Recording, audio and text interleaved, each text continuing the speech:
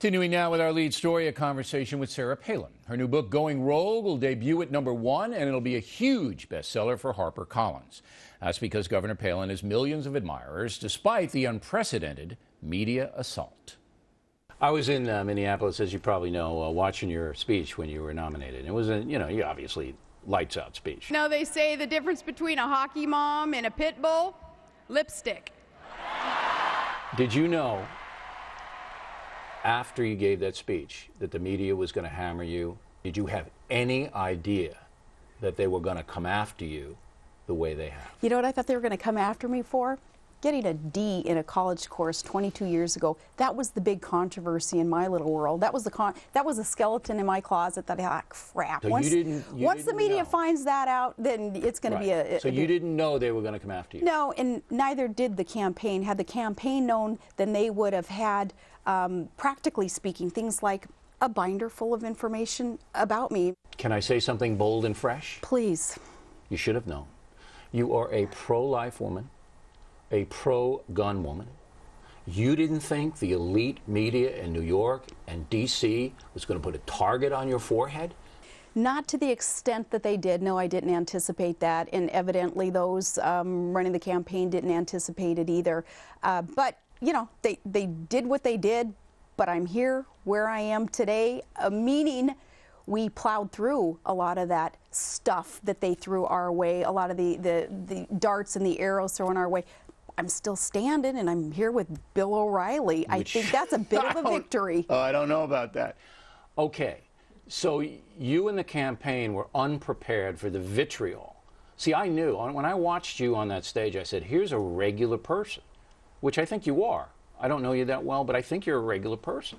Here's a regular person, now could be vice president of the United States.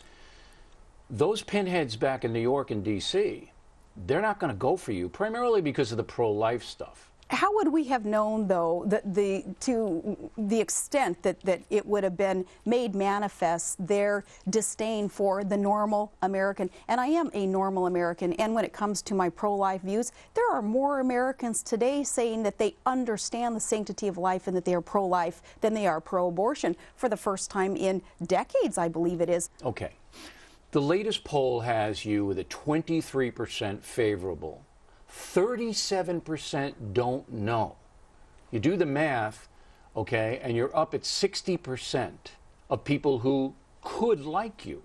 You are the biggest threat because you are a star, media star, whereas you're the only Republican. There aren't any other Republicans who are media stars but you. Now, that's why they're attacking you so vehemently. Do you know that?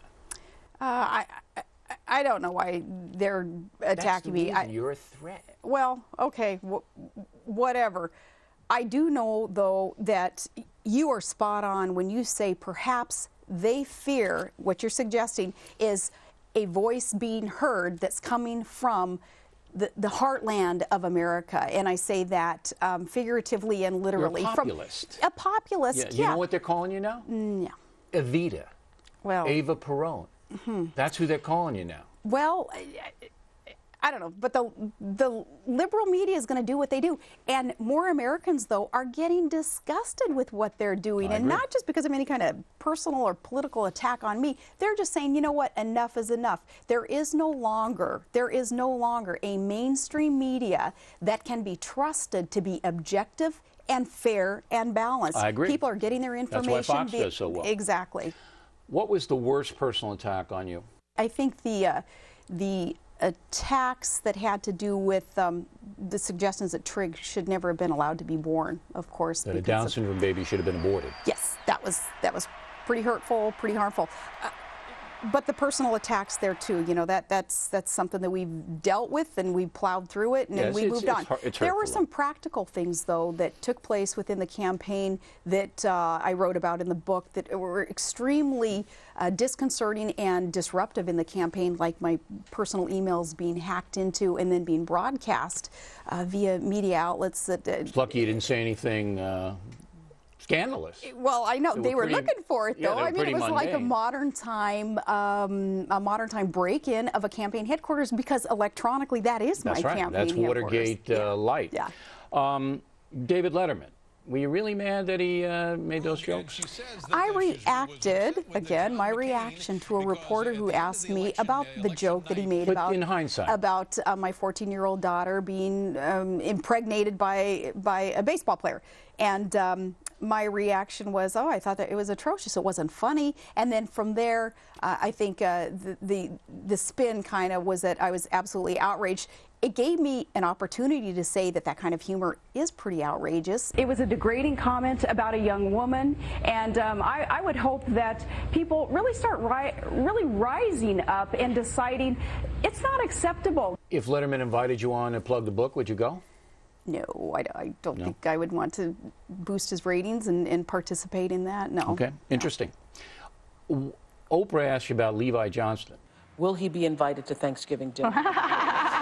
Why do you answer? I wouldn't answer questions about him if I were Because you. you guys ask, and I don't know, give me advice. How do you pivot away from questions about a character who is saying things that aren't necessarily true and certainly Right. aren't very nice about, again, one of my children and my family? I would just say he's the father of my grandchild, and I want a very loving relationship in our family. But I'm not going to say anything more. I will say that, but at the same time, after a year of getting clobbered by the media, capitalizing on people who will make things up, there does come a time in any mama's heart and gut where they're going to say, no, you're picking on my kids, you're picking on my family, I'm going to set the record straight. My guttural instinct is kind of like a mama grizzly bear. You're touching my cubs, you're touching my kids, I'm going to respond, and I'm going to set the record straight. And tomorrow, the governor sets the record straight on policy, Iran, Afghanistan, healthcare. A challenging interview Friday night.